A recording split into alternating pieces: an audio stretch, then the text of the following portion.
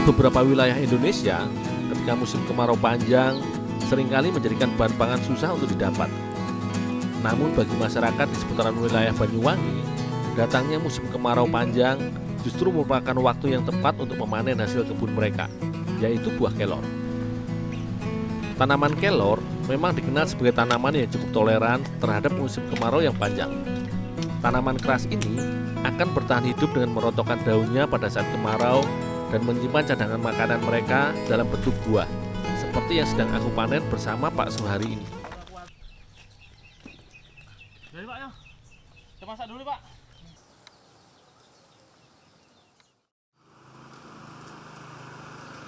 Peran lingkungan akan sangat berpengaruh terhadap masyarakat yang tinggal di sekitarnya.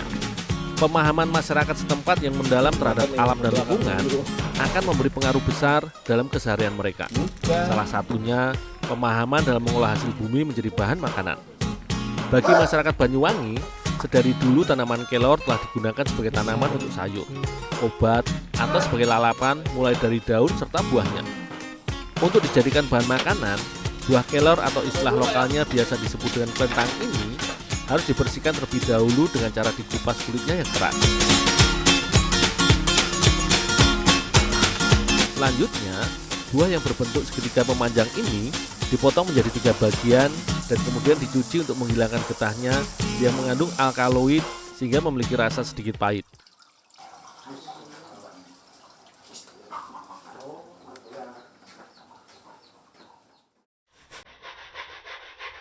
Bagi masyarakat Banyuwangi, kelentang lazimnya diolah menjadi masakan sayur bening layaknya sayur asli Jawa yang memiliki cita rasa cenderung segar. Namun kali ini, Ibu Kusnia akan mengolah kelentang menjadi salah satu menu masakan yang juga khas Jawa Timur, yaitu sayur bobor. Sayur bobor merupakan menu masakan sayur khas Jawa Timur yang dikenal menggunakan santan sebagai campuran bahan kuahnya. Sementara aku menyiapkan bahan utama yaitu buah kelor atau kelentang, Ibu Kusnia mengolah bumbu masakan sayur bobor.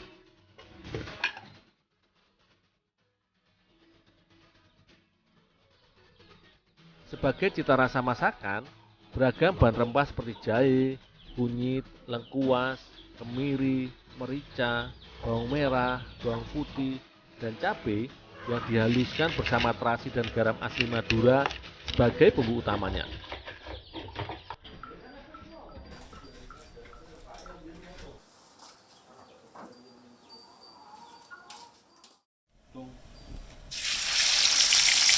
Meski dikenal sebagai tanaman berkhasiat sejati, karena kandungan gizi yang terdapat pada hampir semua bagian tumbuhan kelor, mulai dari daun, buah, batang, dan akarnya, namun kelor juga mengandung zat alkaloid.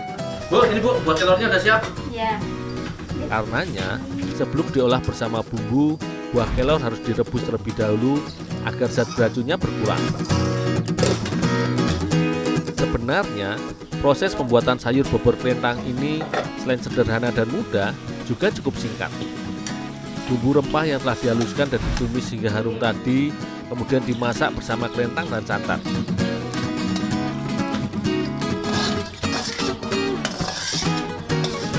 Tak lupa, Ibu Kusnia juga menambahkan ikan asin agar lebih kaya gizi.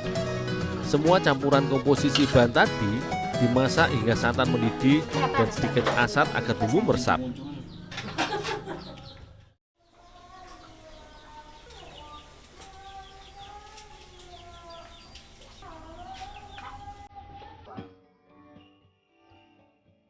Masakan sayur bobor kelentang ini biasanya disajikan selagi hangat bersama dengan nasi jagung khas Jawa Timur.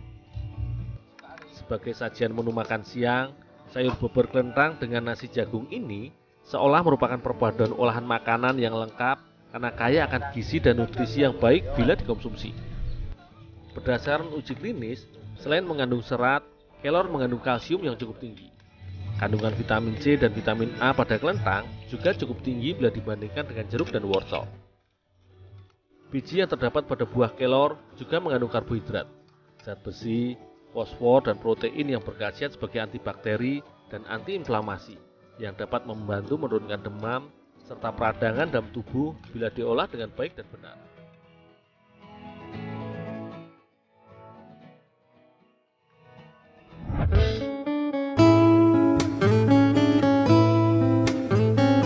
Sejak pertama kali ditanam di tanah Indonesia, tanaman singkong atau ketela pohon ini seolah menjadi salah satu tanaman yang cukup sering dimanfaatkan sebagai sumber pangan alternatif selain nasi oleh sebagian masyarakat di Indonesia.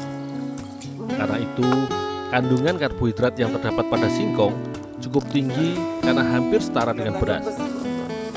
Selain itu, tanaman asli dari Amerika Selatan ini merupakan tanaman yang mudah beradaptasi di berbagai kondisi tanah kering. Seperti ketika musim kemarau panjang ini, tanaman singkong masih tumbuh subur di berbagai wilayah di Jawa Timur.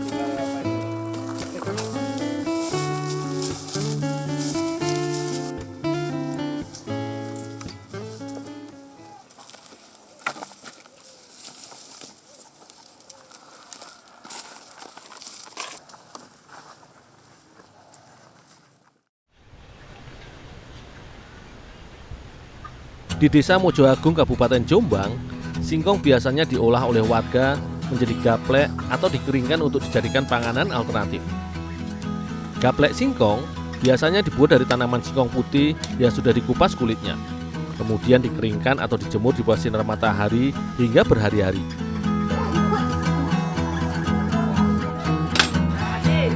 Petualanganku di daerah Jombang kali ini akan membantu Mbah Sorapah membuat gempuk, yaitu olahan jajanan tradisional khas seputaran Kabupaten Jombang yang bahan utamanya dibuat dari gaplek singkong yang sudah dikeringkan.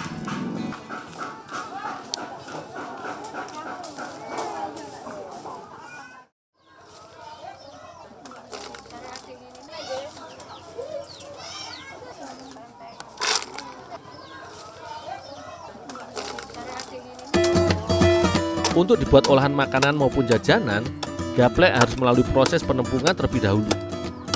Singkong kering yang sudah dijemur sekitar 3-4 hari ini kemudian ditumbuk di dalam lumpang atau lesung batu hingga hancur dan menjadi tepung. Di beberapa daerah di Jawa, biasanya tepung singkong kasar ini diolah untuk dijadikan sumber pangan alternatif dengan cara dikukus atau biasa dikenal dengan istilah tuwul. Namun untuk diolah menjadi jajanan gempuk, tepung singkong kasar ini harus disaring dan ditumbuk berulang kali hingga dapat butir tepung yang cukup halus.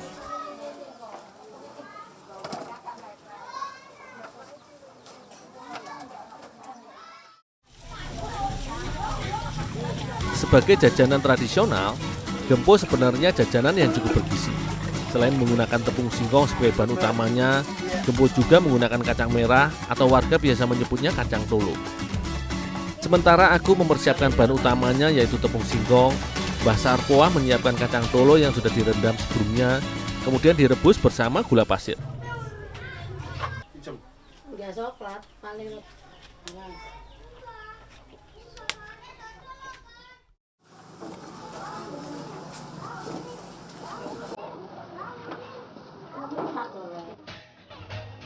Proses dalam pembuatan jajanan tradisional gempuk ini sebenarnya cukup sederhana dan mudah.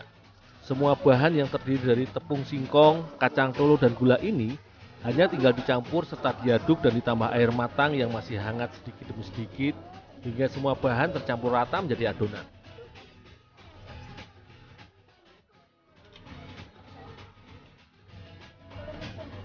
Jajanan gempuk buatan Mbah Sarpoah biasanya menggunakan pewarna alami dari air sisa rebusan kacang merah serta gula merah. Namun kali ini, aku bersama Mbak Ima membuat gempuk dengan warna merah dan hijau supaya lebih menarik.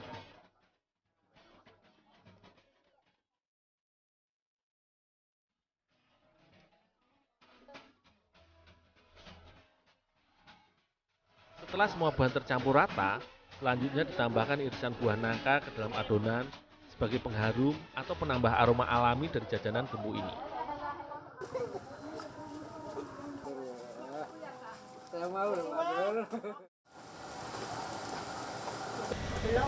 Jajanan gempuk ini termasuk dalam olahan kue basah. Adonan yang sudah aku buat tadi kemudian dikukus sekitar 30 menit atau hingga adonan sedikit lebih padat dan keras. Mbah, kalau entasnya mbah, ini terus diisi. yes.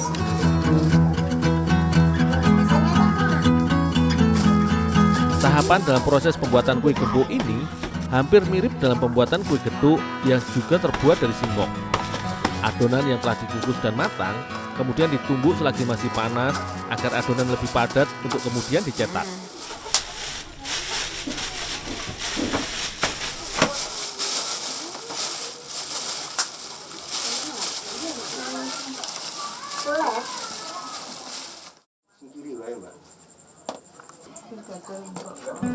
Jajanan kue basah ini memiliki cita rasa yang legit serta lembut di mulut ketika dimakan. Tak heran jika jajanan tradisional ini masih memiliki penggemar tersendiri. Selain itu, meski sudah dipandang ketinggalan zaman dan sedikit tersisihkan karena banyaknya produk cemilan impor yang instan, sebenarnya gempol merupakan cemilan atau jajanan yang cukup gizi serta mengenyangkan karena menggunakan bahan alami yang diolah langsung. Tepung singkong yang mengandung karbohidrat serta rendah lemak jahat, kacang tolo atau kacang merah juga mengandung karbohidrat, kalsium, protein, asam folat dan serat. Ini cukup baik bila dikonsumsi untuk membantu proses metabolisme tubuh dan mampu membantu sistem pencernaan karena penghancuran kolesterol jahat.